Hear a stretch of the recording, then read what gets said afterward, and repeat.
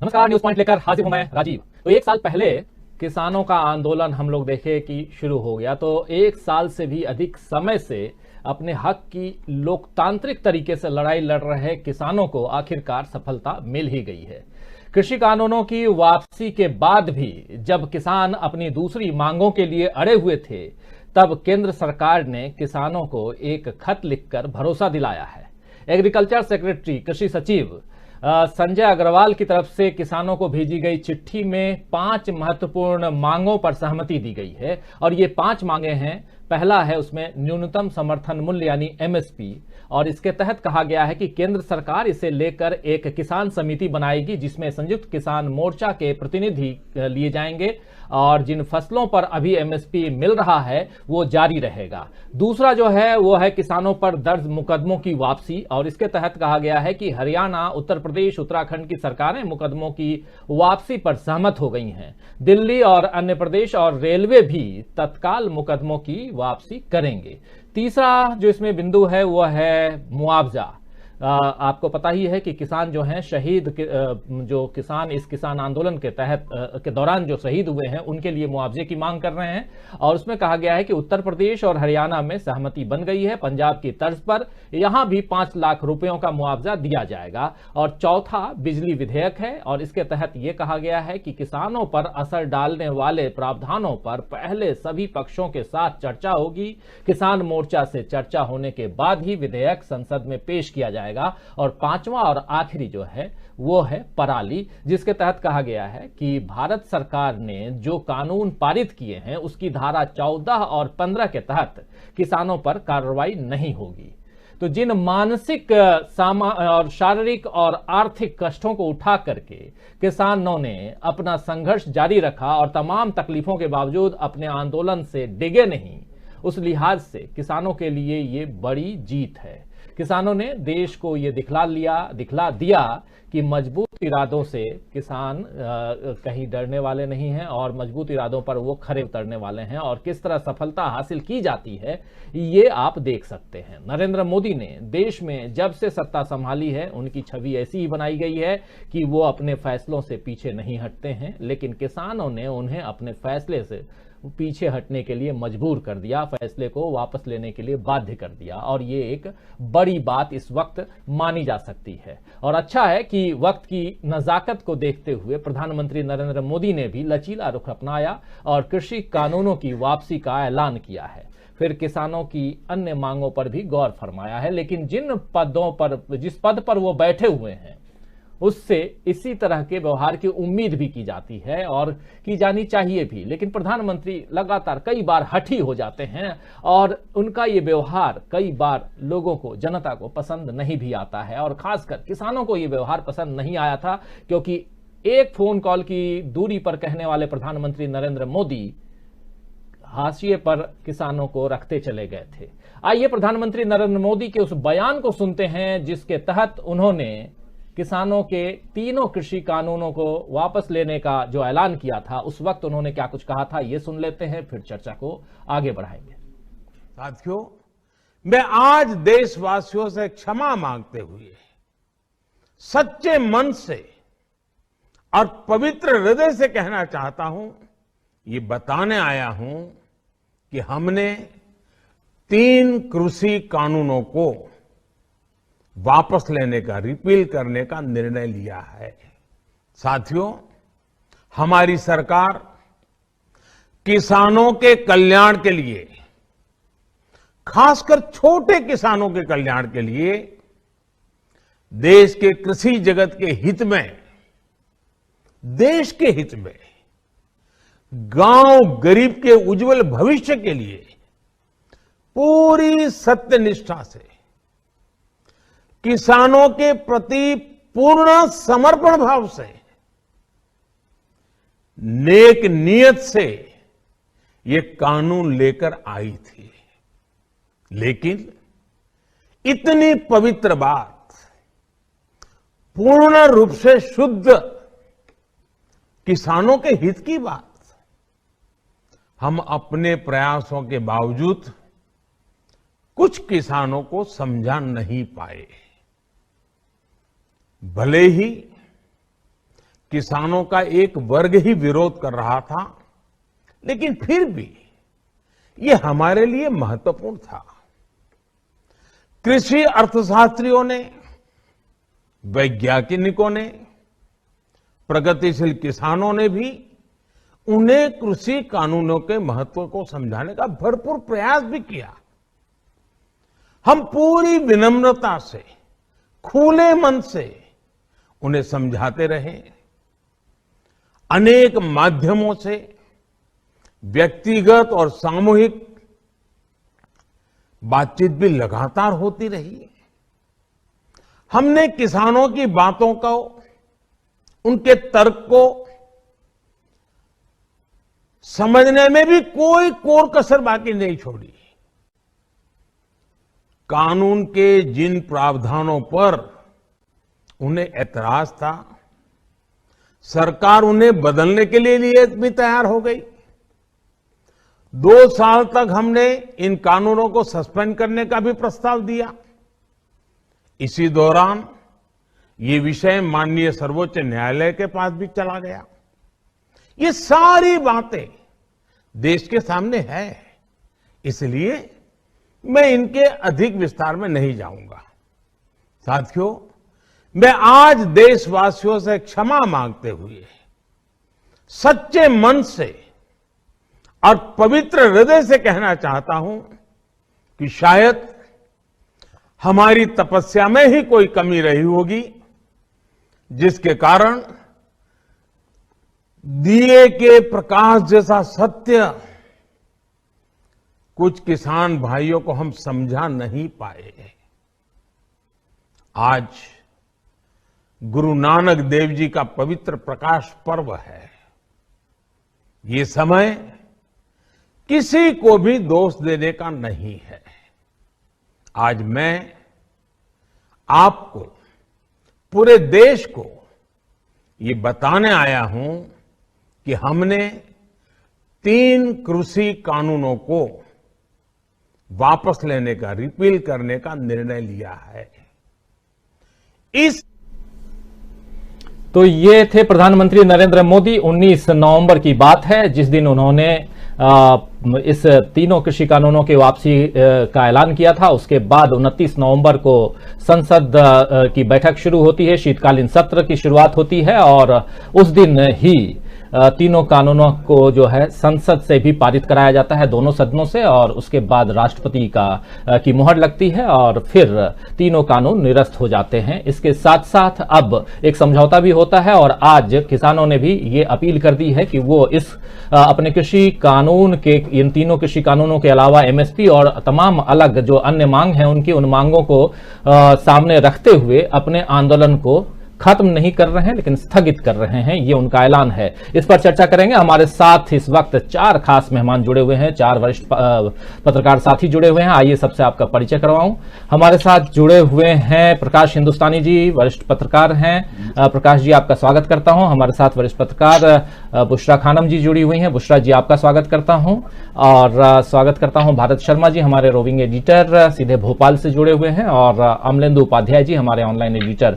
आप चारों का स्वागत है और स्वागत है आप तमाम दोस्तों, साथियों, शुभचिंतकों, आप सबका इस्तकबाल करता हूं इस कार्यक्रम में। और जैसा आप जानते हैं कि इस लाइव कार्यक्रम में आप अपने विचारों को कमेंट बॉक्स के जरिए रख सकते हैं, लेकिन कोशिश ये कीजिए कि मुद्दे से भटकाव ना हो, यानी जिस मुद्दे पर हम बातचीत कर रहे हैं उन्हीं मुद्दों पर आधारित आपकी अगर बातें हों कमेंट बॉक्स में तो ज्यादा बेहतर होगा और आपकी बातों को भी हम सामने रखेंगे। लेकिन उससे पहले चर्चा को आगे बढ़ाएं। आज संयुक्त किसान मोर्चा ने, एसकेएम ने क्या कुछ कहा है ये भी सुन लेते हैं, उनके बयानों को भी सुन लेते हैं और फिर आगे बढ़ते हैं। आइए क्या कुछ कह रहे हैं किसान साथी। और इस आंदोलन को 1 साल से ज्यादा का वक्त गुजर गया। दिल्ली के बॉर्डरों पर, खासकर सिंगू, टेकरी और गाजीपुर बॉर्डर पर क्या कुछ रहा, क्या कुछ देखा है, इसी पर चर्चा आगे करेंगे। लेकिन पहले सुनते हैं एसकेएम के कुछ सदस्यों को। तारीख को विजय दिवस मनाकर पूरे देश से यहां दिल्ली के सारे मोर्चे उठा लिए जाएंगे और देश भर में जहां पे भी धरने, मोर्चे ये सब लगे हुए प्लाजा पे, कहीं कहीं पे, वो सब परसों से उठा लिए जाएंगे। आंदोलन समाप्त नहीं हुआ है, एमएसपी का संघर्ष बाकी है। लखीमपुर खीरी के सूत्रधार अपराधी आज भी कैबिनेट में बैठे हैं, यूनियन काउंसिल में बैठे हैं, जेल के अंदर होना चाहिए था, बाहर बैठे हैं। तमाम संघर्ष हैं जो हमें लड़ने हैं। संयुक्त किसान मोर्चा के रूप में इस देश के किसानों को 70 साल बाद एक प्लेटफॉर्म मिला है जो किसानों की राष्ट्रीय आवाज उठा के आगे जा सकता है। हमने तय किया है 1 महीने बाद फिर मिलेंगे, 15 जनवरी को समीक्षा करेंगे कि जो कुछ सरकार ने वादे किए उस पर कायम है कि नहीं है, और उसके बाद अपने संघर्ष को कैसे आगे लेके जाना है इसके बारे में तय करेंगे। बस आखिर में एक बात मैं कहना चाहता हूं, पिछले 1 साल में किसानों ने 3 काले कानून तो रद्द करवा ही लिए, 3 बहुत बड़ी चीजें हासिल की। किसान ने अपना खोया हुआ आत्मसम्मान हासिल किया है, किसान ने अपनी एकता बनाई है, और किसान ने अपनी राजनीतिक ताकत का एहसास किया है। इन तीनों के उपलब्धियों के साथ चुनौतियां हैं जिसको आके लेके बढ़ेंगे। पिछले 1 साल में हिंदुस्तान के किसान ने दिखा दिया है कि हम अतीत में, इतिहास में नहीं, हम इस देश के प्रेजेंट और फ्यूचर में विश्वास करते हैं। धन्यवाद। राकेश टिकैत जी बोले। आप सभी का धन्यवाद। तो ये सुन रहे थे योगेंद्र यादव को आप लोग, और क्या कुछ हुआ है आज की मीटिंग में, क्या कुछ बातें हुई हैं, ये रख रहे थे यहां पर। आइए सीधा भारत शर्मा जी आपके पास आना चाहूंगा। किसानों के इस आंदोलन को बहुत नजदीक से आप देख रहे थे और ऐसा लग रहा था कि आप भी आंदोलन में शरीक हो गए हैं। क्या कुछ अब आज की तारीख में जब इस आंदोलन के स्थगित होने की घोषणा हो गई है, क्या किस रूप में देखते हैं? और इस जो 5 मांगे रखी गई हैं, जो 5 मांगों पर बातें आई हैं सामने, उनमें लेकिन एक मांग जो किसानों की थी लखीमपुर खीरी की घटना को लेकर के, और उसमें भी केंद्रीय गृह राज्य मंत्री की बर्खास्तगी की बात, उसे बाहर निकाल दिया गया है। ऐसा क्यों? क्या खबर है आपके पास? असल में राजीव जी, ये जो मामला है चूंकि ये सुप्रीम कोर्ट में चल रहा है, तो इस वजह से चूंकि सुप्रीम कोर्ट ने स्वतः संज्ञान लिया है, तो सरकार के पास एक ये शेड है कहने के लिए कि भाई ये मामला चूंकि सब जुडिस है तो हम लोग इस पर कोई डिसीजन नहीं ले सकते। तो एक तो ये कारण है। दूसरा जो है वो केवल एक ये मामला नहीं है, दूसरा एमएसपी का है जो अभी उसमें आप ये कह सकते हैं कि एक आंशिक जीत हुई है। आंशिक जीत इस तरीके से आप कह सकते हैं कि पहली बार ये एमएसपी जो है ये लोगों को समझ में आया कि एमएसपी है क्या।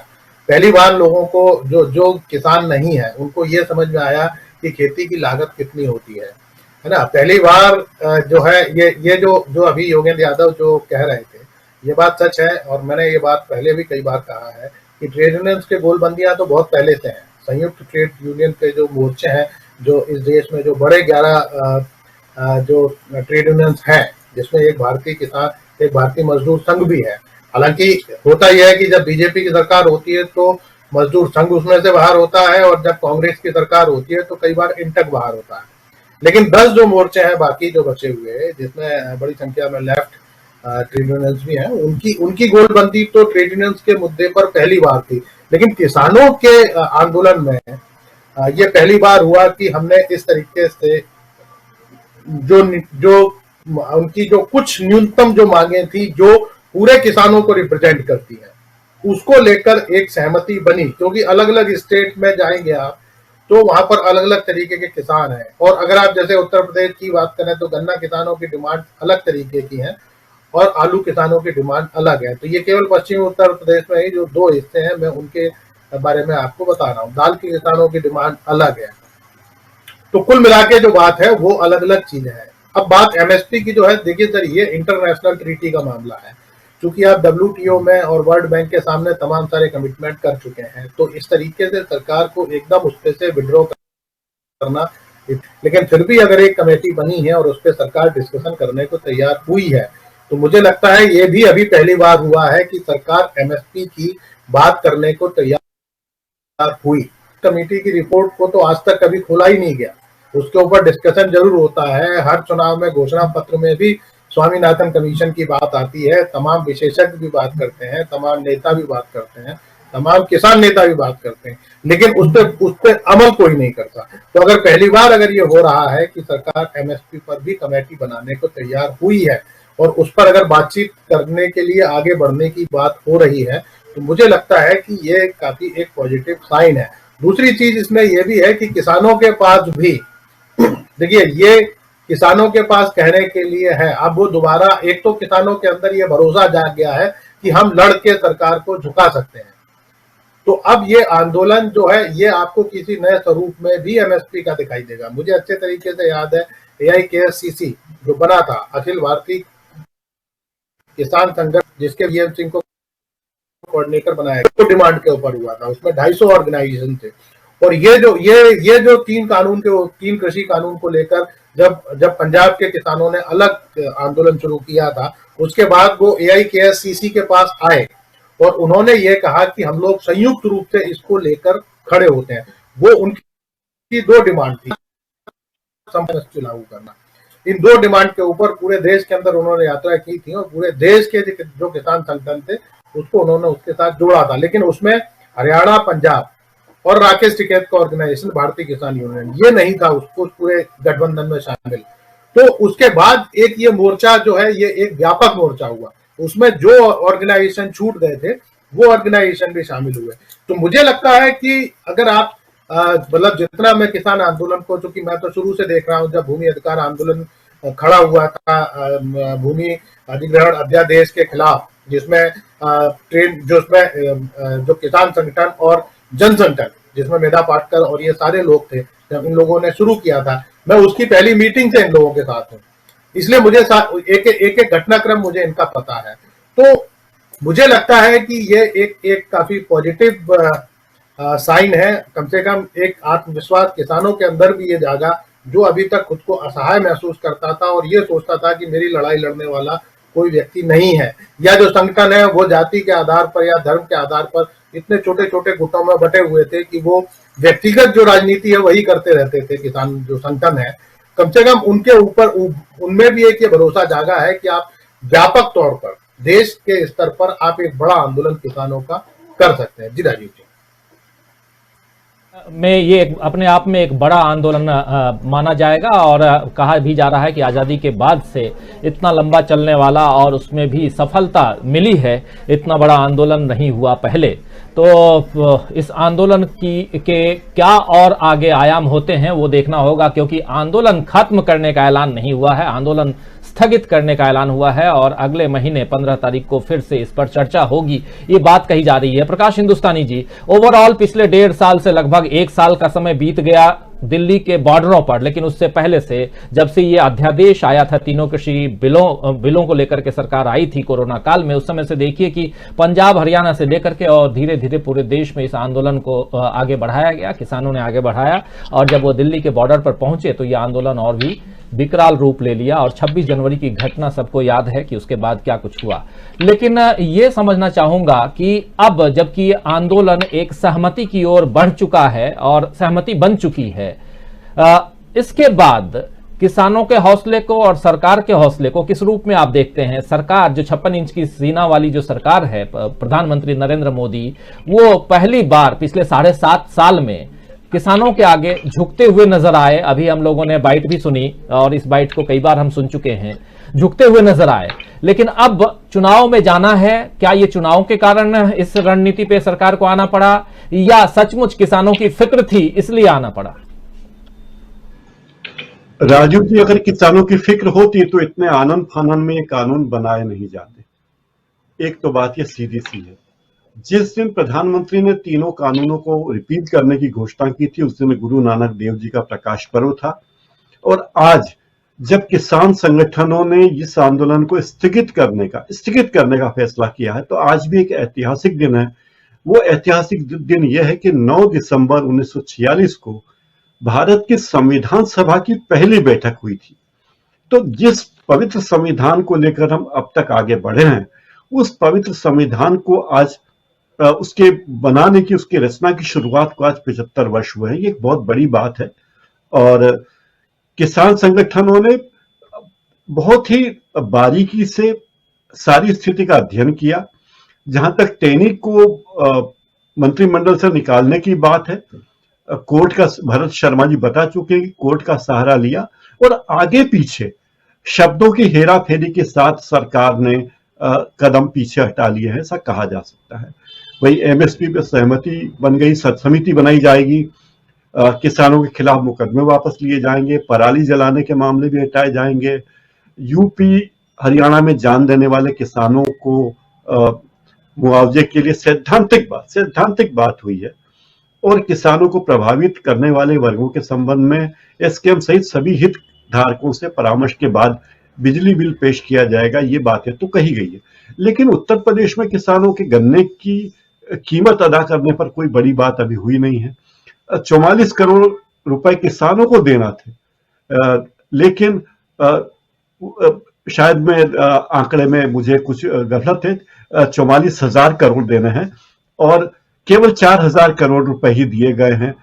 इतनी मशक्कत के बाद भी तो जो भुगतान किया गया है उससे 10 गुना भुगतान अभी बाकी है। और आप अंदाज लगाइए कि जो किसान रात दिन मेहनत कर रहा है और गन्ना मिलों ने उनका पैसा नहीं दिया, तो सरकार वहां कोई भूमिका नहीं निभा पाई है, कितने दुख भरी बात है। तो ये सब मुद्दे भी अभी हैं, लेकिन मुझे लगता है कि किसान आंदोलन, किसान संगठन दोबारा जब मिलेंगे, बैठेंगे, तो इन मुद्दों की तरफ भी ध्यान दिलाएंगे। अब चुनाव सन्निकट है, चुनाव सामने है, तो सरकार के पास बहुत विकल्प नहीं है। सरकार का एकमात्र गोल है कि किसी भी तरह से उत्तर प्रदेश में बीजेपी की सरकार, जो वर्तमान केंद्र सरकार, उसका लक्ष्य है कि उत्तर प्रदेश में किसी भी तरह सत्ता को हाथ से जाने नहीं देना, और ये सत्ता को बचाने की कवायद ये तो हर व्यक्ति महसूस करता है, वरना इतने 378 दिन तक विचार करने की जरूरत नहीं थी, सोचने का बहाना करने की जरूरत नहीं थी, 11 औपचारिक और एक अनौपचारिक सत्र में बातचीत करने की जरूरत नहीं थी। तो मुझे लगता है कि सबसे बड़ी ताकत जो लोगों के पास है वो वोट की ताकत है, और लोग एक बार फिर जागृत हो गए कि वोट की ताकत का उपयोग करके वे पेट्रोल डीजल के दाम कम करवा सकते हैं, सरकार के 3 कानूनों को वापस करवा सकते हैं, आंदोलन में जो केस चल रहे हैं, मुकदमे चल रहे हैं, मुकदमों को वापस करवा सकते हैं, मुआवजा ले सकते हैं और बहुत कुछ ले सकते हैं। एक तरह से ये हमारी संवैधानिक परंपराओं की, हमारे लोकतंत्र की जीत है। और अब मेरे ख्याल से अब देखना होगा कि अगले महीने तक क्या क्या नतीजे आते हैं इसके। राजीव जी। बिल्कुल, किसानों की नजर जो है सरकार पर टिकी हुई है। सरकार आगे क्या कदम उठाती है, किसानों के साथ बातचीत करके कितनी जल्दी एमएसपी का मसला जो है वो सुलझाती है, और साथ साथ बिजली पराली का जो केस है उसको किस ढंग से सुलझाती है सरकार, ये देखना होगा। लेकिन बुशरा जी, क्या आपको लगता है ये 3 शब्द यहां आते हैं, एक किसान है, एक सरकार है और एक जनता, यानी चुनाव है सामने, और तीनों एक दूसरे से जुड़े हुए दिखाई दे रहे हैं यहां पर, और उसी कारण जो 10 महीने से बातचीत नहीं हो रही थी, 22 जनवरी को आखिरी बातचीत हुई थी किसानों और सरकार के बीच में, 11वें राउंड की बातचीत। उसके बाद से एक फोन कॉल की दूरी की चर्चा तो खूब चली, लेकिन वो फोन नंबर मांगते रह गए किसान, और प्रधानमंत्री और उनके जितने नुमाइंदे हैं, मंत्रिमंडल के जितने सदस्य हैं, सब अपनी डफली, अपनी राग की बात करते रहे अपने ढंग से। चाहे किसानों को मवाली कहें, आतंकवादी कहें, पाकिस्तानी कहें, कुछ भी कह लें, इस ढंग से कहते गए। आंदोलन जीवी तक का शब्द का इस्तेमाल, और वो भी भरी संसद में प्रधानमंत्री नरेंद्र मोदी ने किया था, आपको याद होगा। लेकिन क्या कारण है कि आज सरकार बैकफुट पर आ गई? बैकफुट इसलिए यह शब्द इस्तेमाल कर रहा हूं क्योंकि जिससे भी बात होती थी वो यही कहते थे, सरकारी नुमाइंदों की बात कर रहा हूं, मतलब चाहे पॉलिटिशियन हो या सरकार के में नौकरी करने वाले लोग हों, कहते थे ये कानून तो वापस नहीं होगा। कानून तीनों वापस हो गए, मांगे जो हैं वो मानने के लिए तैयार हो गए, चिट्ठी भी आ गई कृषि सचिव की। आखिर ऐसा क्यों, और क्या अब देश में इस आंदोलन की सफलता को अगर रखें सामने, तो अब देश में जो आंदोलन, और भी कई सारे आंदोलन होते रहे हैं, जैसे भारत शर्मा जी कह रहे थे, उन आंदोलनों को मजबूती मिलेगी? और इसके साथ साथ चुनाव के मद्देनजर इस आंदोलन को किस रूप में आप देखती हैं? जी, तो सबसे पहले तो तमाम जो किसान भाई हैं, जो हमारे अन्नदाता हैं, उनको दिली मुबारकबाद। और मैं ये कहूंगी कि झुकती है सरकार, झुकाने वाला चाहिए। तो किसानों ने ये बता दिया है, और जब बड़े आंदोलनों की बात होगी हमारी तारीख में, तो मुझे लगता है ये किसान आंदोलन जो है वो सरे फहरिस्त होगा। यानी कि उस फहरिस्त में जो सबसे ऊंची जगह है वहां पर इसको देखा जाएगा। जिस तरह से ये बताया है किसानों ने कि अगर आप लोकतांत्रिक तरीके से आप अपने त्याग, अपने बलिदान, अपने तपस्या से ऐसी अहंकारी सरकार को भी झुका सकते हैं। ये किसानों ने एक मैसेज दिया है पूरे हमारे जितने भी मुल्क में जितने अलग अलग आंदोलन अब तक हुए हैं, या जिन लोगों को हिम्मत नहीं मिली अपनी आवाज बुलंद करने की, उनको एक तरह से आवाज देने की भी कोशिश की है। राजीव जी देखिए, वोट की ताकत ऐसी होती है कि अच्छी अच्छी सरकारों को जो है वो झुकना पड़ता है। अब वो चाहे 56 इंच की सरकार हो या कोई और सी, जब उनको सामने हार जो है वो दिख रही है, जब माथे पर पसीना आ रहा है, माथे पर शिकन आ रही है कि हार जो है वो सामने दिख रही है, और कहीं ना कहीं जो इंटरनल सर्वेस कराए जा रहे हैं और जो सरकार की गोद में बैठकर जो पत्रकारिता करते हैं चैनल, जब उनके सर्वेज ये बता रहे हैं कि समाजवादी पार्टी की लोकप्रियता बढ़ रही है और बीजेपी की घट रही है, और मेरठ से लेकर पूर्वांचल से लेकर पश्चिमी उत्तर प्रदेश से लेकर बुंदेलखंड से लेकर तमाम जगहों पर जो रैलियां हो रही हैं, उसमें जो हुजूम जो है वो उमड़ रहा है, वो ये दिखा रहा है कि जनता कितनी नाराज है। न सिर्फ किसान बल्कि हर मोर्चे पर किस तरह से सरकार जो है विफल हुई है। उत्तराखंड, उत्तर प्रदेश और पंजाब, ये 3 वो राज्य हैं जहां पूरे तौर पर सरकार को ये लग रहा है, बीजेपी को ये लग रहा है कि अगर हमने एक एक करके इस तरह से उनकी बातों को नहीं माना तो किस तरह से उनका नुकसान जो है उन्हें भुगतना पड़ सकता है आगे आने वाले दिनों में। कहीं ना कहीं ये भी लग रहा था कि अगर जो पश्चिमी उत्तर प्रदेश से जो नुकसान होगा वो कहीं ना कहीं पूर्वांचल से शायद उसकी भरपाई कर ली जाएगी, लेकिन जिस तरह से सभाओं में विपक्षी पार्टियों के, खासतौर पर समाजवादी पार्टी की जो भीड़ उमड़ी है, उससे उन्हें ये पता चल गया कि इसकी भरपाई वहां से भी उस तरह से नहीं की जा सकेगी। जो गढ़ है बीजेपी का, अगर वहां पर भी इतनी बड़ी तादाद में लोग इकट्ठा हो, मैं ये नहीं कह रही हूं कि भीड़ को वोटों में आप इसको सीधे तौर पर काउंट कर सकते हैं या वोट में तमाम ये तब्दील हो जाएगी, लेकिन कहीं ना कहीं ये एक मैसेज जरूर होता है, और ये के लिए भी होता है कि आप ये देखें कि कितनी नाराज है जनता सरकार के जो डिसीजंस हैं उनको लेकर। पेट्रोल डीजल के आप दाम ये देखिए कि जो लगातार बढ़ रहे थे, उपचुनाव में जो नतीजा है उससे किस तरह से घटा दिए गए। पहले 3 कानून जो है वो वापस लिए गए, हाथ जोड़कर कहा गया तपस्या में कोई कमी रह गई। और ये भी समझना चाहिए कि ये मुट्ठी भर किसान थे इससे पहले, इन किसानों को तो किसान सार कर दिया गया था।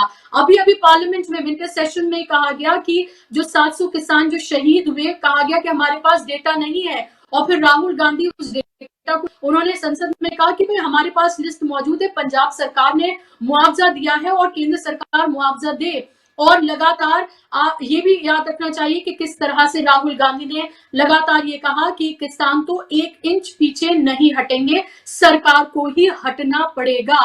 और एक तरह से उनकी वो बात जो है वो सच साबित हुई है। ये किसानों की तपस्या, त्याग, बलिदान, उनकी कुर्बानियों की ये जीत है।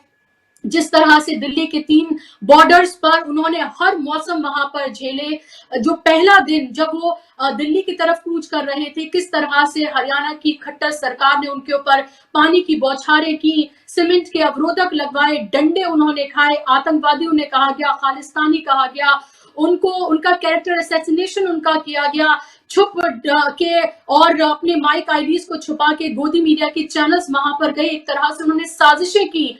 और अभी जब सरकार ने 3 कानून वापस ले लिए, उसके बाद भी आप ये देखें कि किस तरह से कहा गया कि अगर एमएसपी लागू कर दी जाती है, उसको कानूनी दर्जा दे दिया जाता है, तो कितने लाख करोड़ का नुकसान जो है वो सरकार को होगा। तो अब इस तरह से बताने की जो है, बरगलाने की आवाम को कोशिश जो है वो गोदी चैनल्स की तरफ से की गई। अब उन तमाम गोदी चैनल्स को और उन तमाम नेताओं को, मंत्रियों को भी अपने गिरेबान में झांक कर देखना चाहिए कि जिनको आप आतंकवादी, मवाली, खालिस्तानी बोल रहे थे, मुट्ठी भर बोल रहे थे, किसान ही नहीं थे, पॉलिटिकली मोटिवेटेड थे, आखिर क्यों 56 इंच की सरकार जो है उसके आगे झुक गई?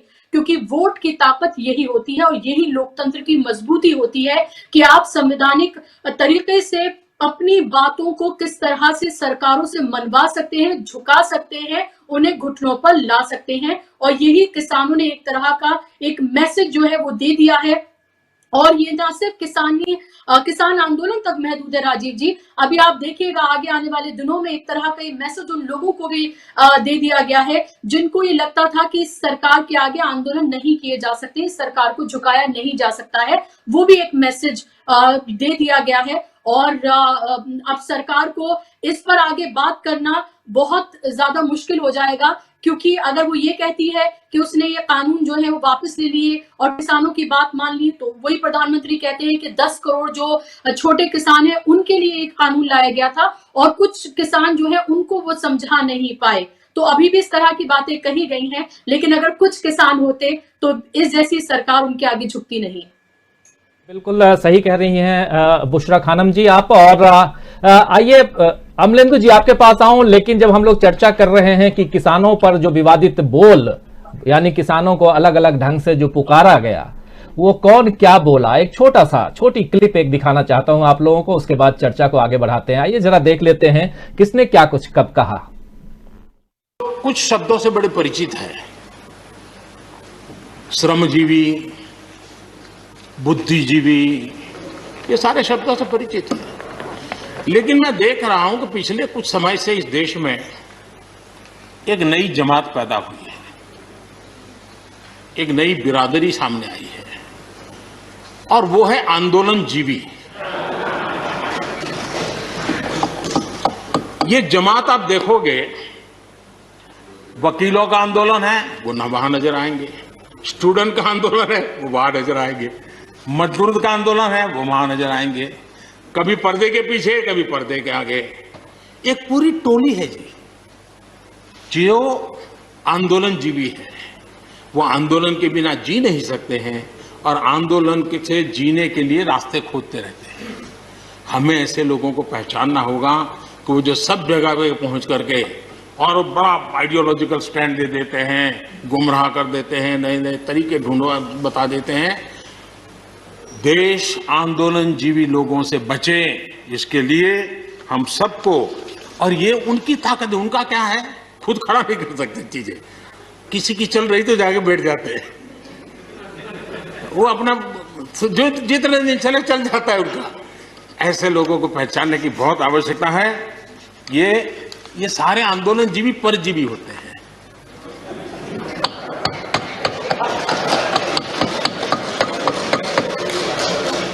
और यहां पर सब लोगों को मेरी बात से आनंद इसलिए होगा कि आप जहां जहां सरकारें चलाते होंगे, आपको भी ऐसे परजीवी आंदोलनजीवियों का अनुभव होता होगा। फिर किसान आप उन लोगों को बोल रहे हैं मवाली है वो, फिर किसान आप उन लोगों को बोल रहे हैं मवाली है वो, फिर किसान आप उन लोगों को बोल रहे हैं मवाली है वो। सामना करो आके, हम आपको सुधार देंगे, 2 मिनट लगेगा केवल। मैं केवल मंत्री नहीं हूं, ये सांसद विधायक नहीं हूं। जो विधायक व सांसद बनने से पहले मेरे विषय में जानते होंगे, उनको ये भी मालूम होगा कि मैं किसी चुनौती से भागता नहीं हूं, और जिस दिन मैंने उस चुनौती को स्वीकार करके काम कर लिया, उस दिन पलिया नहीं लखीमपुर तक छोड़ना पड़ जाएगा, ये याद रखना।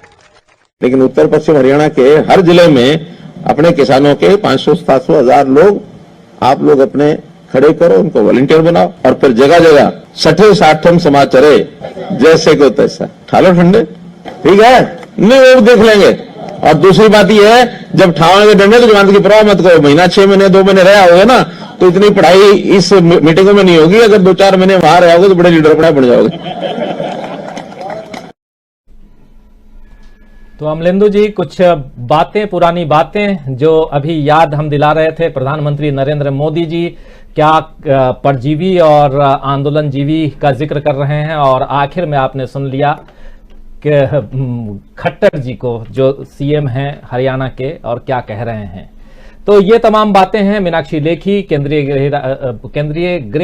केंद्रीय विदेश राज्य मंत्री हैं, और उसके अलावा आप गृह राज्य मंत्री को भी सुन लिए, जिनके बारे में किसान जो हैं वो लगातार कह रहे हैं कि उनकी बर्खास्तगी चाहिए। और अभी हमारे साथी भारत शर्मा जी ने बताया कि क्यों किसान इस मांग को लेकर के सामने नहीं आ रहे हैं, क्योंकि मामला जो है सुप्रीम कोर्ट के अधीन है।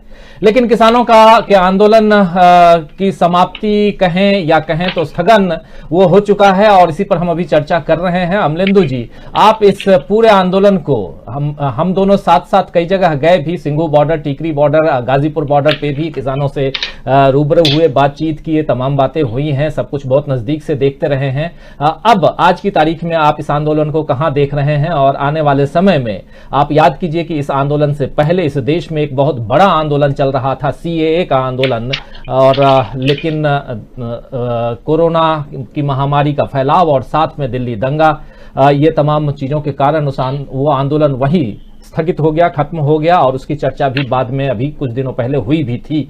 उस पर भी उसका जिक्र बीच बीच में आता रहता है, और कई सारे साथी लिख भी रहे हैं कमेंट बॉक्स में उस आंदोलन के बारे में भी।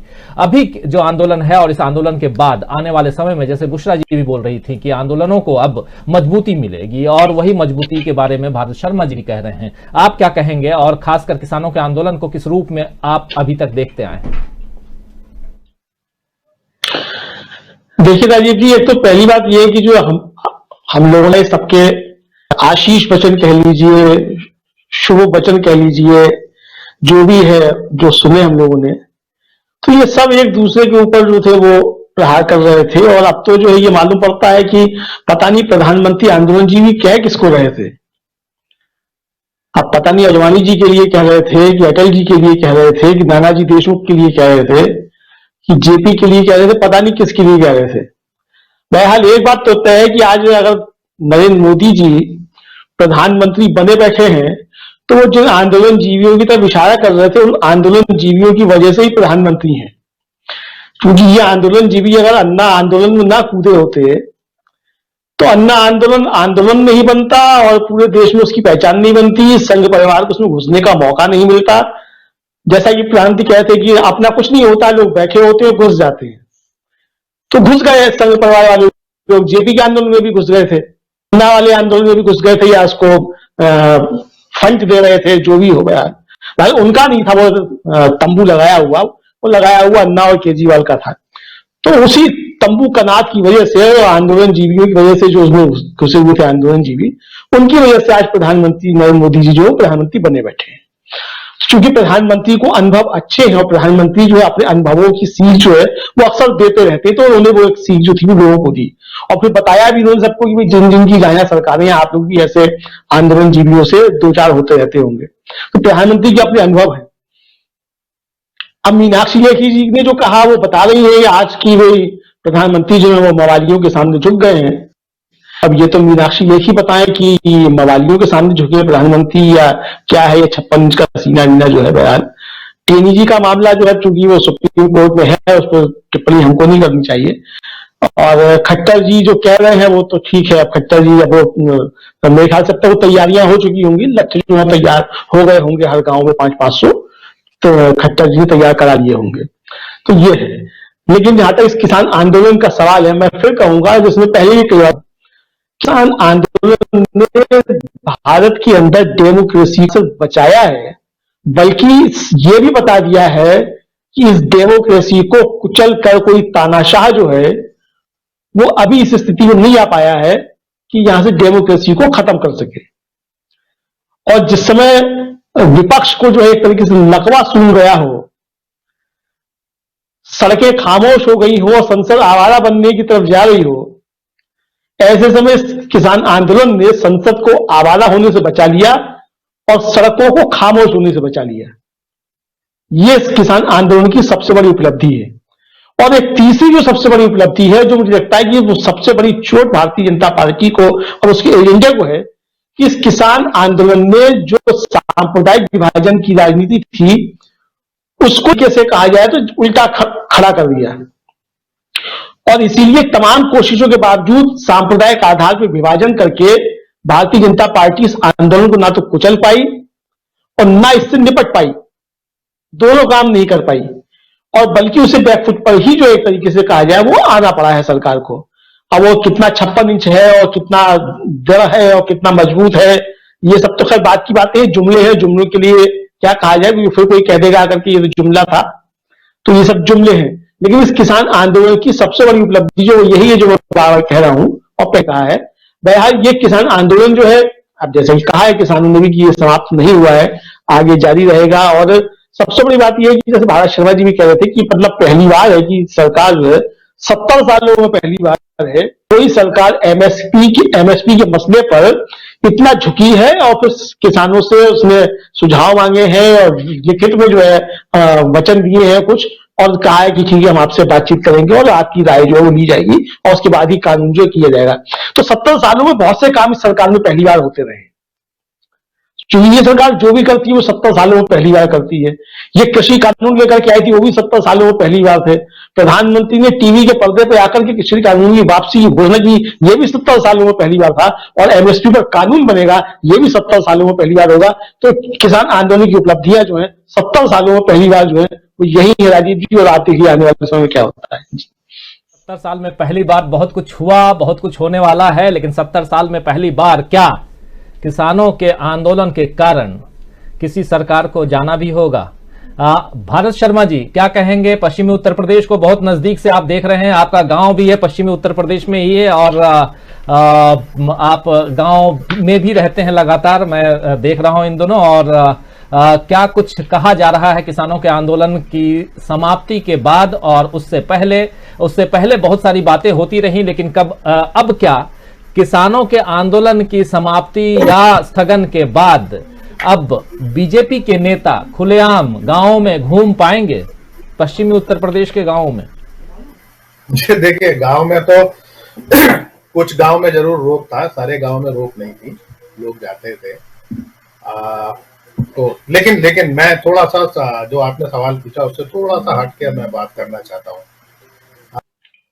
प्रधानमंत्री का एक लाल टोपी को लेकर काफी जो है सोशल मीडिया पे, असल में वो जो लाल टोपी है, वो लाल टोपी आपको मैं एक बात बताऊं राजीव जी, ये जो पूरा जो गोलबंदी है किसानों की, जो मैं पहले भूमि अधिकार आंदोलन से लेकर और अभी तक की जो बात कर रहा था, बहुत सारा हमारा मीडिया है जो राकेश टिकैत को हीरो की तरह पेश करता है और ये बताता है कि सारा कुछ राकेश टिकैत की वजह से है। लेकिन मैं आपको बताऊं ये सब किसकी वजह से है। ये एक किसान नेता है अन्नान मोल्ला, ये सब उनका परिश्रम है और वो सीपीएम के पॉलिट ब्यूरो मेंबर है। और वो जो लाल झंडा जो किसान आंदोलन में जो प्रधानमंत्री को दिखा, और जब वही लाल टोपियां उनको उत्तर प्रदेश में दिखाई दी, तो हमारे यहाँ जब एक नारा लगता है कि जब लाल लाल लहराएगा तो होश ठिकाने आएगा, तो ये होश ठिकाने आ गया है ना। मैं देखिए, सबसे बड़ा इस पूरे किसान आंदोलन में जो सबसे बड़ा संगठन था वो था अखिल भारतीय किसान सभा, जो 28 राज्यों में जिसका संगठन है। आपको अगर याद हो, कुछ समय पहले मुंबई के लिए नासिक से एक किसानों का मार्च निकला था जिसने बड़ी बहुत पॉपुलैरिटी हासिल की थी। उसके नेता थे अशोक धवले। जो ये 5 कमेटी जो 5 सदस्यीय जो कमेटी बनी थी किसान से नेगोशिएशन करने वाली, उसमें अशोक धवले हैं। तो किसान सभा का इसमें बहुत बड़ा, उसकी अपनी मेंबरशिप कम से कम 2.5 से 3 करोड़ किसानों की मेंबरशिप उनकी है। उसके बाद उनका खेत मजदूरों का संगठन अलग है। तो इसका इस पूरे ये जो पूरा है, और आप देखिए वो जो अन्नान मोल्ला की सबसे जो बड़ी खासियत है वो ये है कि वो इतने डाउन टू अर्थ हैं कि वो कभी भी मीडिया पॉपुलैरिटी के लिए सामने आने की कोशिश नहीं करते। अगर आप अगर भूमि अधिकार आंदोलन में भी देखेंगे तो उस समय भी मेधा पाटकर वगैरह ही नेता थी। अन्नान मोल्ला उस समय भी बहुत ज्यादा फ्रंट लाइन में नहीं थे। तो अन्नान मोल्ला बैक स्टेज में रहकर उन्होंने जिस तरीके से इसको सबको, और सबसे बड़ी चीज देखिए आंदोलन में जो सबसे बड़ी चीज होती है वो ये होता है कि जो बड़ा ऑर्गेनाइजेशन है उसका जो लीडर है वो अपना ईगो छोड़कर अपने छोटे जो ऑर्गेनाइजेशन है उन लोगों को आगे बढ़ाए या उनको प्रमोट करे। तो ये सबसे बड़ी चीज होती है। तो ये तो मैंने अपनी जो मेरे को बात कहनी थी वो मैंने कह दी। अब बात आपकी जो है, देखिए ये एक परसेप्शन बन गया है। बीजेपी को जितना नुकसान होना था उतना हो चुका है। अगर इनको ये काम करना था, अगर ये 2 महीने बाद कर लेते तो शायद इनको कुछ फायदे हो जाते। अभी जैसे प्रकाश जी जो कह रहे थे कि गन्ना किसान की बात है या आलू किसान की बात है, इस समय देखिए आप आलू किसान बहुत परेशान है क्योंकि आपने जो विदेशों से आलू मंगाया उसकी वजह से यहाँ पे रेट गिर गया। हम लोगों के इलाके में, मैं चूंकि आगरा जिले का रहने वाला हूँ, सबसे बड़े आगरा की पट्टी है। आपको आश्चर्य होगा कि आलू के किसान इस बार सरसों कर रहे हैं, उन्होंने आलू नहीं किया। इस बार आलू का रकबा बहुत कम हुआ और आलू बहुत महंगा जाने वाला है ना। तो इनकी ये जो अलग अलग जो समस्याएं किसानों की, अब वो समस्या उभर सामने आएगी, इसलिए सामने आएगी क्योंकि अब ये बात किसानों को समझ में आ गया है कि ये इनकी इन समस्याओं का सीधे सीधे सरकार से संबंध है। अभी तक तो ये होता था कि हमारी परेशानियों का कारण पूर्व जन्म के कर्म थे, लेकिन अब यह समझ में आ गया है कि हमारे परेशानियों का कारण पूर्व जन्म के कर्म नहीं, हमारे इसी जन्म के कर्म है जो हमने वोट देकर ऐसी सरकार चुन दी जो हमारी बात नहीं सुनती या हमारे लिए परेशानियां खड़ी कर रही है। तो जब ये बात समझ में आ गई है तो इसके रिफ्लेक्शन और होंगे, और मुझे लगता है ये केवल बीजेपी के लिए नहीं, जो भी आने वाली पार्टी होगी, जो भी आने वाली सरकार होगी, ये उन सबके लिए परेशानी का कारण होगा। क्योंकि अगर जनता को यह समझ में आ जाएगा कि उसके अधिकार क्या है और अधिकार कैसे लिए जाते हैं, तो ये किसी भी राजनीतिक दल के, जो राजनीतिक दल अभी तक मुद्दों पर बात नहीं करते थे, जो राजनीतिक दल कभी किसानों की आत्महत्या पर बात नहीं करते थे, आज वो सारे के सारे राजनीतिक दल किसानों की बात अगर करना शुरू किए हैं, तो ये केवल किसान आंदोलन की ताकत है। और मुझे लगता है यही ताकत अब दूसरे जो संगठन है या जो दूसरे लोग हैं, जो बेरोजगार हैं, जो मजदूर हैं, जो महिलाएं हैं या जो अल्पसंख्यक हैं, वो भी अपने अधिकार दिखाएंगे। आप देखिए अभी फारूक अब्दुल्ला ने क्या कहा कश्मीर में, उन्होंने ये कहा कि आपको किसानों जैसा बलिदान देना पड़ेगा दोबारा धारा 370 की बहाली का। तो ये देखिए, ये पॉलिटिकल मैसेज है, छोटी चीज नहीं है। तो किसानों ने हमारे पॉलिटिशियंस को ये भी सिखा दिया है कि आपको जंगे मुद्दों पर नहीं पड़ेगी। अभी तक जो आप बैठकर जो लफाजी करते रहते थे, जो हिंदू मुसलमान करते रहते थे, उससे आपका काम नहीं चलेगा। बस एक आखिरी बात और मैं कहूंगा, अभी केशव प्रसाद मौर्य ने 6 दिसंबर को मथुरा की बात की। मेरे पास जो वीडियो आया था उसमें केवल 3 लोग थे जो मस्जिद के सामने नारे लगा रहे थे। ठीक है, सोशल मीडिया पे उसको या जो मेन स्ट्रीम मीडिया है उसने उसको भले कवरेज दिया हो, लेकिन पब्लिक की तरफ से रेस्पॉन्स नहीं था। ये वही इलाका है जहां पर किसान आंदोलन का सबसे ज्यादा असर है। ये पूरा पश्चिमी उत्तर प्रदेश, मतलब मैं अगर उत्तर प्रदेश की बात करूं, है ना, तो ये सिर्फ ये कहना है कि ये जो अभी जो अमलेंदु जो कह रहे थे कि जो सांप्रदायिक जो इन्होंने खाई पैदा की थी, जो हिंदू मुसलमान की खाई पैदा की थी, उसको जिस तरीके से इसने जोड़ा, और यही चीज है, यही बात है। अगर आपको इस देश को बचाना है तो आपको आंदोलनों को तेज करना पड़ेगा। जब तक लोगों में राजनीतिक और आंदोलन के आधार पर एकता नहीं होगी, तब तक ये जो फिरका परस्त ताकतें हैं, ये लोगों को इसी तरीके से बांट के अपने राजनीतिक स्वार्थ पूरे करती रहेगी। मुझे लगता है ये बहुत सारे मैसेजेस हैं, और अगर इनके ऊपर होगा तो हो सकता है कि 150, 200, 250 PhD हो जाएंगी कि किसान आंदोलन का क्या क्या मैसेज है अलग अलग टॉपिक के ऊपर। जी राजीव जी, समय में इस पर भी PhD होगी, ये बात कह रहे हैं हमारे भारत शर्मा जी। अब बिल्कुल होनी चाहिए, और अपने आप में एक नजीर तो किसानों ने पेश कर ही दी है। प्रकाश हिंदुस्तानी जी क्या कहेंगे? ये जैसे अभी बुशरा खानम ने बहुत बढ़िया कहा था अपने शुरुआत में कि झुकती हैं सरकारें, या कहें तो झुकती है दुनिया, झुकाने वाला चाहिए। तो किसानों ने ये बता दिया है कि आप अगर आंदोलनरत हैं और अपने मिशन पे लगे हुए हैं, अड़े हुए हैं, डटे हुए हैं, तो आपकी मांगें मानी जाएंगी। अब ये जो नजीर है, ये आने वाले समय में, और खासकर जो भारत शर्मा कह रहे हैं कि जब जब ऐसी बातें आएंगी, जब जब आप अपनी मांगों को मनवाने के लिए इसी ढंग से, या फारूक अब्दुल्ला जैसे कह रहे हैं कि 700 कुर्बानियां देनी होंगी, 700 किसान इस आंदोलन के दौरान शहीद हो गए, तो इसी को लेकर के उन्होंने भी कहा कि 370 हटाने की बात हो या कुछ और हो, तो ऐसे ही किसानों की तरह आपको सामने आना होगा। एक अगर कहें तो एक रेखा, एक लाइन तो खींची गई है, किसानों ने खींच दी है कि कैसे आप अपनी बातों को, मांगों को मनवा सकते हैं, वो भी उस सरकार के सामने जो 56 इंच की बात करे और कहीं झुकने की बात न करे, और जहां झुकते देखे उसकी बात तो बिल्कुल न करे। मैं बात चीन के साथ कर रहा हूं कि चीन की बात ही नहीं करते हैं कि वहां क्या हो रहा है बॉर्डर पे, लेकिन जहां हो रहा है, जो कुछ भी हो रहा है, उसका अगर जिक्र करें तो अब आप कहां देखते हैं? और आने वाले समय में खासकर जो आंदोलनों का अगर की बात होगी और आंदोलनों का अगर समय आएगा, तो किसान जो हैं वो खुद ब खुद सामने आएंगे यानी कि किसान आंदोलन का जो जिक्र होगा वो सामने आएगा।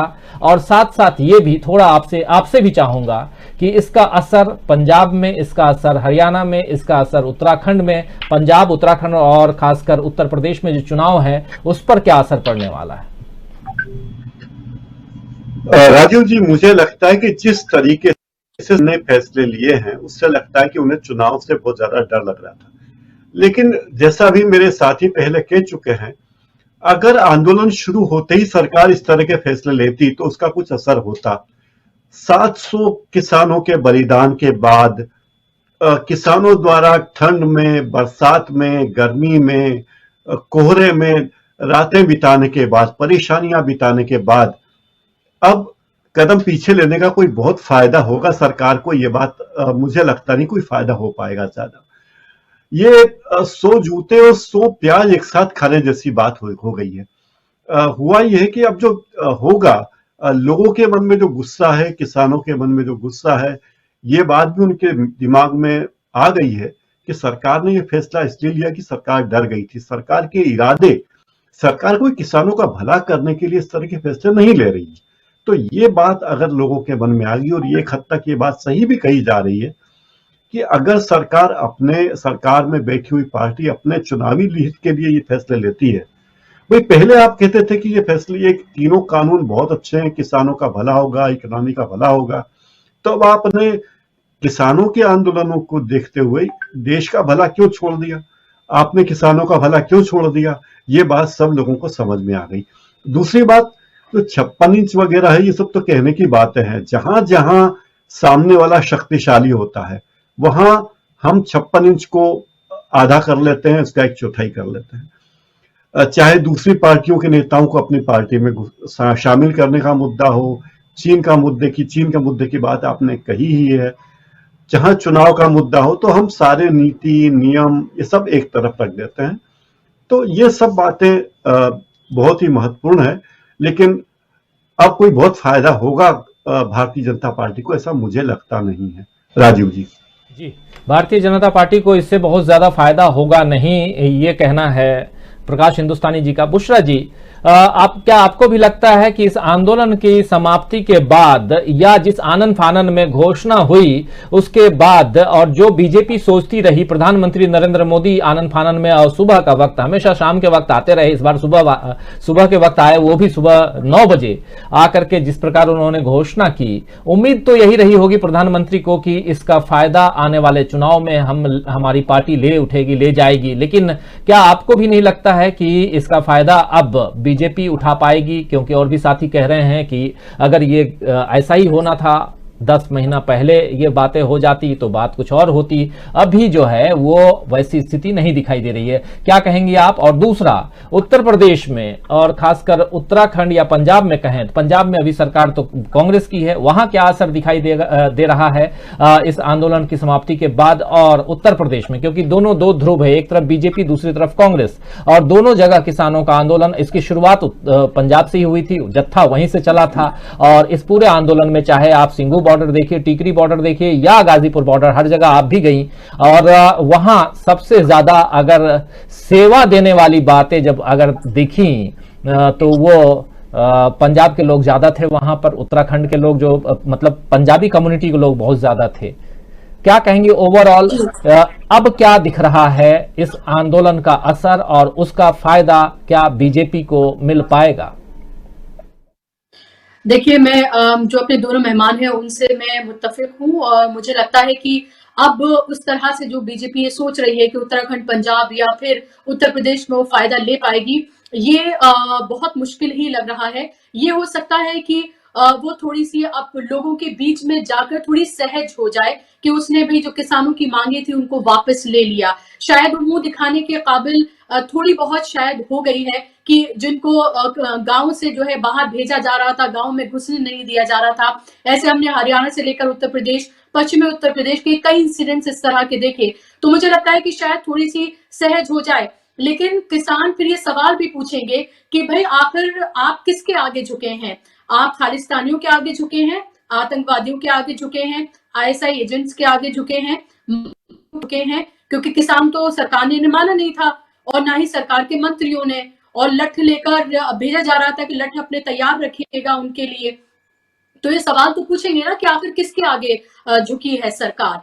और दूसरी बात आप ये देखिए कि जब हम ये बात करते हैं कि जिस तरह से अभी कह रहे थे अमलेंदु जी भी और दूसरे मेरे मेहमान, तो आप ये देखिए कि जब हम ये बात करते हैं कि इस आंदोलन ने हमें क्या सिखाया। अभी हरियाणा के एक किसान को मैं सुन रही थी, वो कह रहे थे बेहद खूबसूरती से कि हमने पंजाब के किसानों से हमने लंगर सीखा है कि किस तरह से लंगर लगा के सेवा की जाती है। हम हरियाणा, पंजाब और दूसरी जगहों के किसान एक साथ एक तंबू में सोए। हमने सारे भेदभाव, तमाम फर्क जो हैं वो इस किसान आंदोलन के आगे जो हैं वो खत्म हो गए। हमने ये नहीं सोचा कि वो कहाँ का किसान है, किस जात से आता है, किस धर्म से आता है, कहाँ से आता है, हमने ये नहीं सोचा, बल्कि हम सिर्फ और सिर्फ एक मकसद के साथ हम तमाम लोग जुड़ गए। मैं आपको ये भी बताना चाहती हूँ कि मुजफ्फरनगर में गई थी, जब महापंचायत वहां पर की गई थी उसको कवर करने के लिए, और बेहद खूबसूरत बात मैंने वहां पर ये देखी कि वो वही मुजफ्फरनगर है जहां पर हमने देखा था कि किस तरह से वहां पर दंगे हुए थे और जाट और मुसलमानों के बीच में जिनके भाईचारे की बात कही जाती थी वो किस तरह से पूरी तरीके से दरार पैदा हो गई थी। 50,000 से ज्यादा मुसलमान जो हैं अभी भी विस्थापित हैं। मैंने वहां पर देखा राजीव जी कि बड़े पैमाने पर अलग अलग छोटे छोटे गांव में थोड़े थोड़े डिस्टेंस पे मैंने देखा कि वहां पर जो मुसलमान हैं दाढ़ी टोपी वाले, इन्होंने किस तरह से लंगर वहां पर लगाए हुए थे और उनके चेहरे पर जो तेज था, जो उनके चेहरे पर मुस्कुराहट थी, एक जो उनके चेहरे पर पॉजिटिविटी थी, जो ट्रक्स आ रहे थे, जो गाड़ियां आ रही तो भाग भाग के उन्हें हलवे और वो शरबत दे रहे थे। मैंने उनसे पूछा कि भाई ये तो वही जगह है जहां पर दंगे हुए थे, आपको वो जख्म क्या भर गए हैं, क्या आपको लगता है कि आप लोग एक साथ फिर से हो गए हैं? तो उन्होंने कहा कि हम सब पुरानी बातें भूल गए हैं और हम फिर से अब एक हैं और हमें लगता है किसान आंदोलन ने हम सबको फिर से एक कर दिया है। तो इस तरह की चीजें भी देखने के लिए मिली है। इस किसान आंदोलन ने उस मुजफ्फरनगर में जहां पर हमने देखा कि जो हिंदू जो जाट है और मुसलमानों के बीच जो खाई हो गई थी, उसको मैं ये तो नहीं कहूंगी कि पूरी तरह से खत्म कर दिया है, लेकिन उसको पाटने का काम जरूर किया है। और ये भी कहीं ना कहीं से ये भी बीजेपी को एक चोट जरूर पहुंची है, क्योंकि आपको याद रखना चाहिए कि वहीं से जो कई जाट नेता हैं और जो राकेश टिकैत तो तमाम लोगों का जो तमाम जो वहां पर दंगे हुए उसमें किस तरह के बयान भी हमने देखे हैं, वो तमाम चीजें भुलाकर अगर सब लोग एक साथ होकर आगे बढ़े तो ये भी बीजेपी के लिए एक परेशानी का सबब जरूर है। पंजाब और उत्तराखंड तो आप छोड़ दीजिए, पंजाब और उत्तराखंड में बीजेपी का क्या होने जा रहा है ये तो आप किसी से छिपा नहीं है। वहां नाराजगी किस तरह की है और वहां एक तरफा किस तरह से देखा जा रहा है कि किसके खिलाफ वोट पड़ेगा, ये बहुत सारे सर्वेज अभी बता रहे हैं। उत्तर प्रदेश की हम बात करें तो उत्तर प्रदेश में भी बेहद मुश्किल होने जा रहा है बीजेपी के लिए, और ये किसान आंदोलन जो है इसने कहीं ना कहीं इसकी नींव जरूर रखी है और सोई हुई जो विपक्ष थी उसको झंझोड़ने का काम किया है इस किसान आंदोलन ने। और हमें यह भी नहीं भूलना चाहिए कि किसान आंदोलन से पहले जो सीए एनआरसी का पूरा आंदोलन हुआ था उसने दिशा दिखाई थी लोगों को, और ये दिखाया था कि अगर उस तबके के लोग एक आंदोलन कर सकते हैं जिनको सबसे ज्यादा डराया जाता है इस सरकार के दौरान, उसकी औरतें अगर सड़कों पर आकर ये बता सकती हैं कि सरकार से भी जवाब मांगा जा सकता है, तो आप ये देखें कि उससे कहीं ना कहीं एक नींव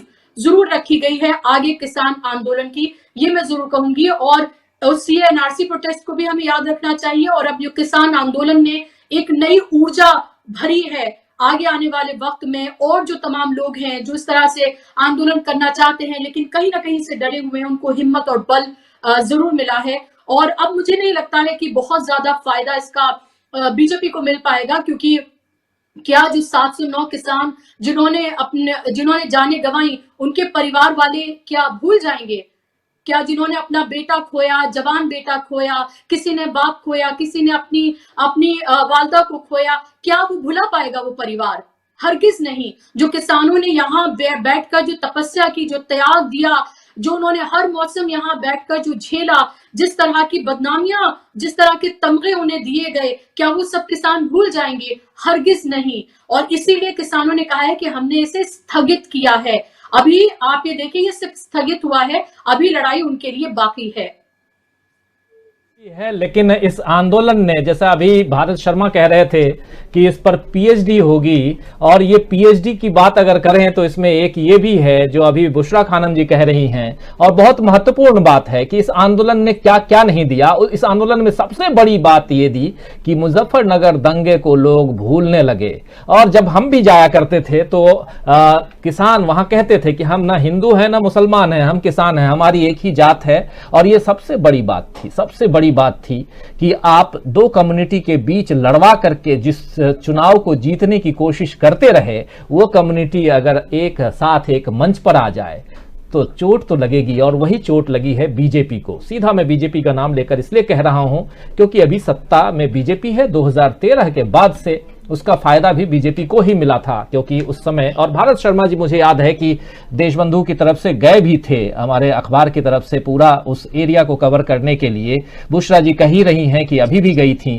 तो सब हमारे साथी जो आप लोग बैठे हुए हैं पैनलिस्ट के रूप में, आप लोग भी उस पूरे जख्म को बहुत नजदीक से देखे हैं कि क्या कुछ हुआ था उस समय 2013 में। और अब अगर चेहरे पर मुस्कान है और लोग कह रहे हैं कि हम भूल चुके हैं उन बातों को और अब हमें आगे बढ़ना है साथ साथ, तो ये भी एक देन है किसान आंदोलन की।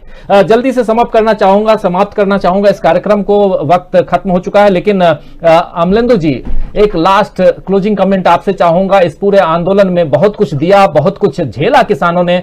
704 किसानों की मौत की लिस्ट जो है, जो जान गंवा चुके हैं, जिन्हें शहीद का दर्जा चाहते हैं किसान, वो लिस्ट भी अब ये सौंप चुके हैं किसान जो हैं वो सरकारों को। लेकिन अब आने वाले समय में बीजेपी की राह मुश्किल है, ये भी सब कह रहे हैं और ये बात बीजेपी भी मान रही है। लेकिन क्या लगता है आपको कि ये आंदोलन स्थगन से लेकर के समापन की ओर जाएगा? देखिए राजीव जी, ये समापन की ओर जा भी सकता है, और समापन की ओर ऐसे जा सकता है कि अभी संसद का शीतकालीन सत्र जब समाप्त हो जाएगा तो उत्तर प्रदेश और उत्तराखंड के चुनाव से पहले बजट सत्र आएगा, और एमएसपी का कानून उस बजट सत्र में पास हो सकता है, और मुकदमे भी जो है वो 15 जनवरी से पहले सब वापस हो सकते हैं। तो यानी असली जीत जो है वो बजट सत्र में किसानों की हो सकती है, मुझको ये लगता है। और भारतीय जनता पार्टी इस चीज को अच्छे से समझ रही है कि अगर बजट सत्र में ये कानून नहीं लाया गया तो ये जो फौरी राहत जो समझी जा रही है कि वो फौरी राहत सरकार को हो गई है, तो ये फौरी राहत जो है वो तात्कालिक आफत में बदल सकती है चुनावों में।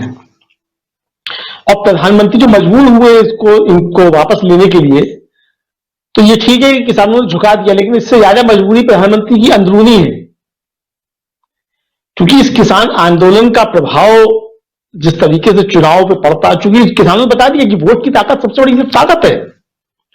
हिमाचल प्रदेश में जिस तरीके से परिणाम आए उपचुनाव के, उसने सबसे ज्यादा हिला के रखा भारतीय जनता पार्टी को, और वो किसानों की ही ताकत थी, क्योंकि वहां जो सेपा किसान था वो सबसे ज्यादा परेशान था, उसने जो था जो दिया रिजल्ट। तो ये साफ समझ में आ गया कि अब इसके परिणाम जो है वो उत्तराखंड और उत्तर प्रदेश में भी जो निश्चित तौर पर सामने आएंगे। तो अब चुनाव अगर हार जाती है भारतीय जनता पार्टी उत्तराखंड और उत्तर प्रदेश में, तो चुनाव हारना कोई ऐसा नहीं है कि कोई मुसीबत की चीज हो जाएगी।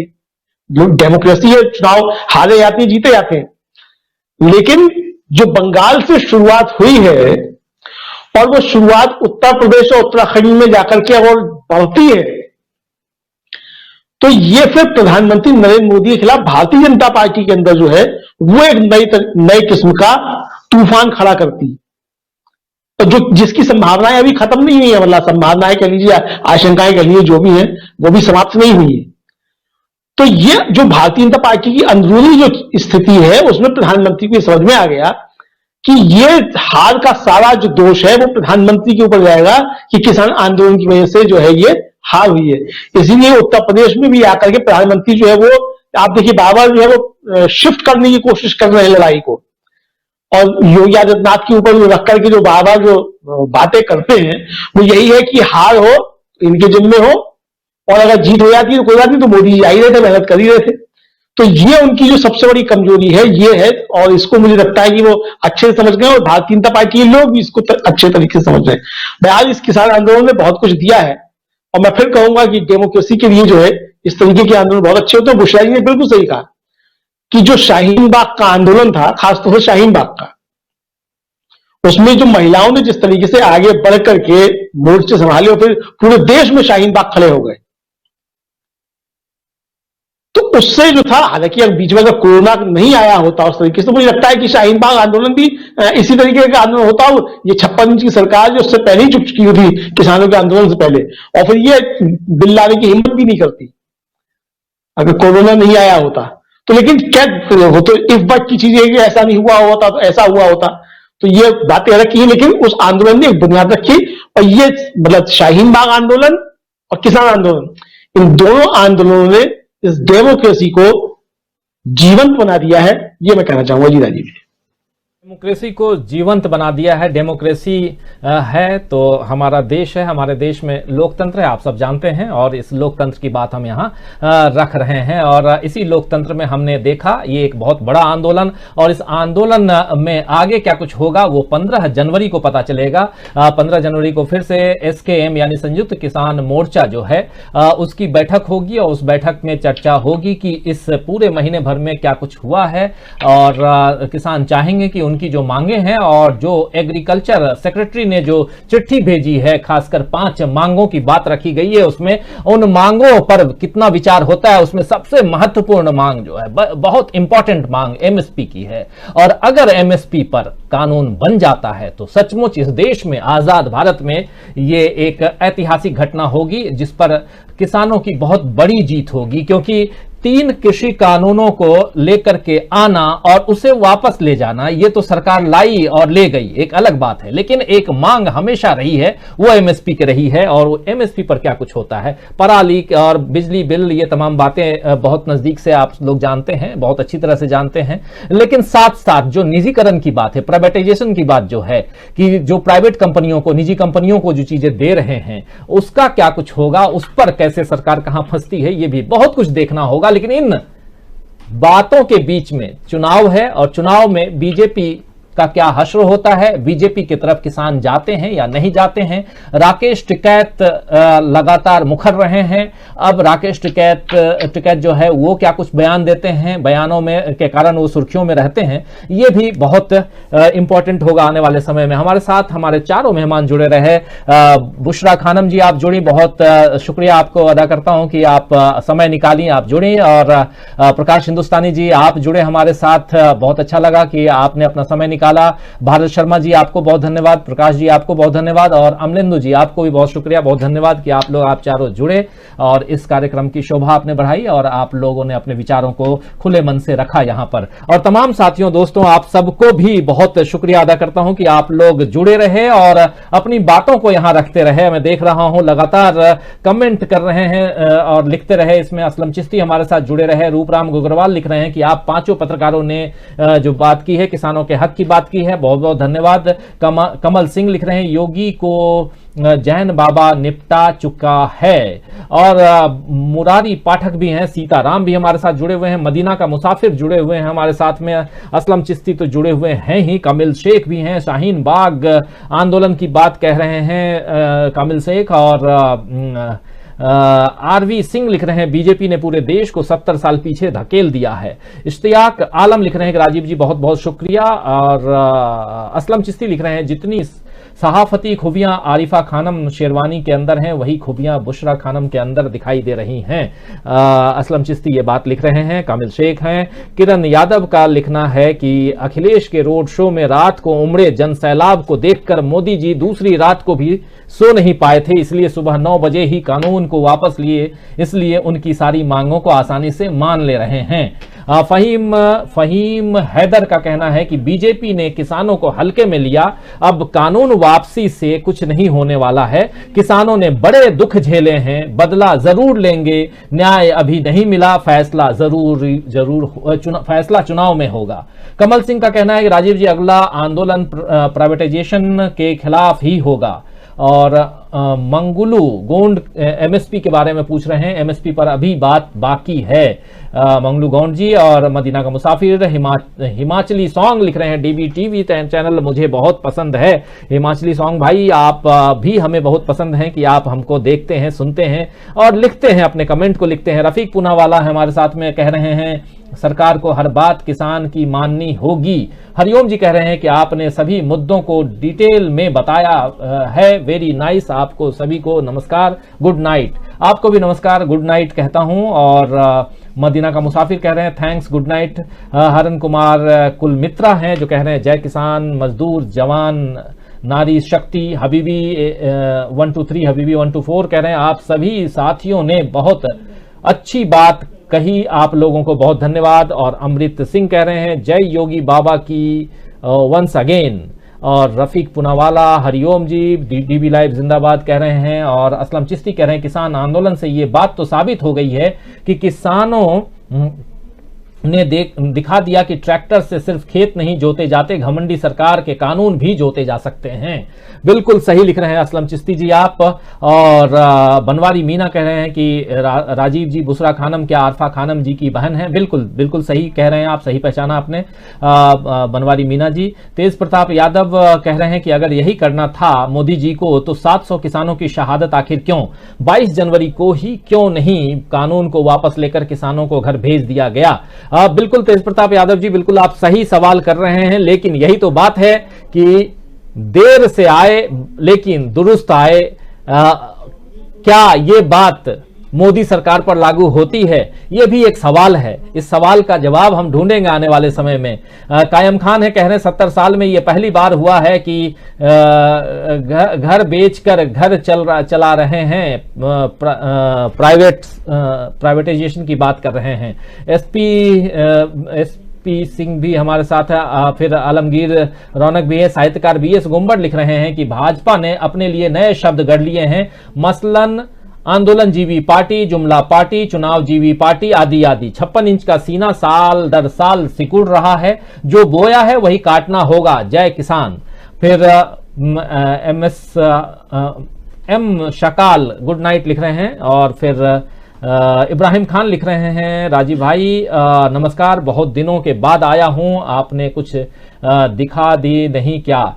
इब्राहिम खान जी हाँ बिल्कुल आप सही कह रहे हैं, बहुत दिनों बाद आप आए हैं और लेकिन आपका स्वागत है। और आप अब जुड़िए, रोज जुड़िए आप, अच्छा लगता है आप लोग जुड़ते हैं। रफीक पुनावाला थैंक यू लिख रहे हैं। फिर हिमाचली सॉन्ग लिख रहे हैं गुड नाइट, हिमाचल के चैनल शुरू करें, इस बारे में कह रहे हैं। बिल्कुल हिमाचल के बारे में बात करेंगे। हिमाचल के चैनल क्या यहीं बैठकर हिमाचल में आप हैं और हिमाचल की खबरें हम देंगे आपके थ्रू।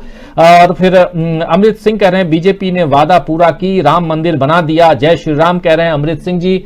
राम मंदिर ही महत्वपूर्ण था बीजेपी के लिए या बीजेपी के समर्थकों के लिए, ये देखना होगा क्या मंदिर ही सब कुछ है या रोजगार, जो बेरोजगारी है उसके लिए रोजगार, महंगाई दूर करना, जीवन स्तर को ऊपर बढ़ाना, या मंदिर के आगे आप भी एक ठेला लगाइए और पकौड़े तलिए। ये सोचने वाली बात है। हाँ मंदिर में आस्था है, हमारी भी आस्था है, लेकिन मंदिर ही सब कुछ नहीं है, ये भी आप याद रखिए। अशोक सक्सेना जी कह रहे हैं बुशरा खानम सही कहा, शाहीन बाग ने आंदोलन का पेड़ लगाया था, लोकतंत्र का पेड़ को किसान आंदोलन खाद पानी दिया, अब मीठे मीठे फल खाएगा हमारा आपका देश। बिल्कुल सही कह रहे हैं अशोक सक्सेना जी। और कमरे आलम कह रहे हैं इस कानून का समर्थन करने वाले किसान आज कहां हैं, उनका तो नुकसान हो गया। नुकसान वाले किसान को आज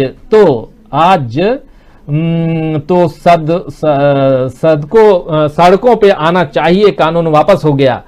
कमरे आलम जी आपका सवाल भी बिल्कुल सही है। और लिख रहे हैं कि राजीव जी मैं जानना चाहता हूं कि जो इन्हें किसानों के विरोध में प्रदर्शन कर रहे थे वो किसान कहां हैं आज, ये भी बड़ा सवाल है। कमरे आलम जी बिल्कुल सही आप कह रहे हैं। और इसी तरह बहुत सारे साथी हैं। उसैद अहमद कह रहे हैं मौके की तलाश में सरकार थी, किसानों के कानून को वापस लेकर लखीमपुर को भी शामिल कर चुनाव में जाने का रास्ता साफ करने की कोशिश की, लेकिन हुजूर आते आते बहुत देर कर दी।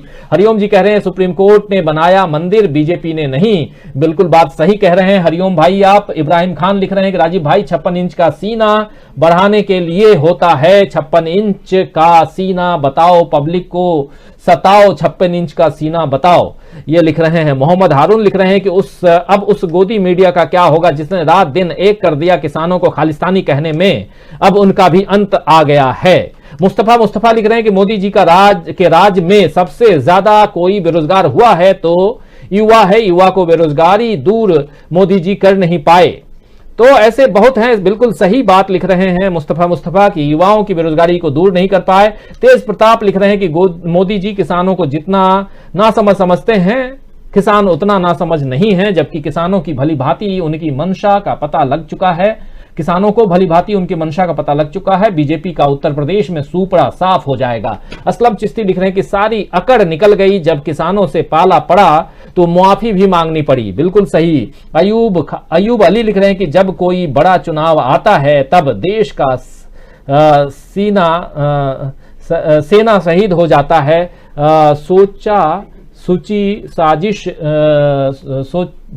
साजिश तो नहीं। और बनवारी मीना भी है, असलम चिश्ती, तमाम साथियों, कायम खान, रफीक पूनावाला, स्टाइल स्टार गुरु कह रहे हैं कि यह आंदोलन वापस लेना सही फैसला है क्योंकि इससे महंगाई में थोड़ी कमी होगी। विजय सिंह भी हैं हमारे साथ में, अमृत सिंह भी हैं। सर जी आंदोलन से पेट नहीं भरता, क्राइम दिख रहा, क्या आपको एजुकेशन से जॉब मिलता है, ठेला लगाना भी एक काम है, पकौड़ा सब खाते हैं। बिल्कुल सही कह रहे हैं अमृत सिंह जी, पकौड़ा तलना भी एक काम है, उसको कोई बुरा नहीं कहता है, लेकिन जो जितनी पढ़ाई कर रहा है, जिस मुआफिक है उसी हिसाब से काम करे। यशवंत यादव भी हमारे साथ में है, इब्राहिम खान भी हमारे साथ में जुड़े हुए हैं, सोहेल भी हैं, सऊदी अरब से देख रहे हैं सोहेल, मंजूर आलम भी हैं, बिल्कुल सही कह रहे हैं, लिख रहे हैं। वसंत पवार भी हैं, सर जी आप सच्ची बात करते हैं, लिख रहे हैं। कृष्णा गोपाल हैं, हेलो गुड इवनिंग कह रहे हैं। इब्राहिम खान कह रहे हैं कि इसलिए भेज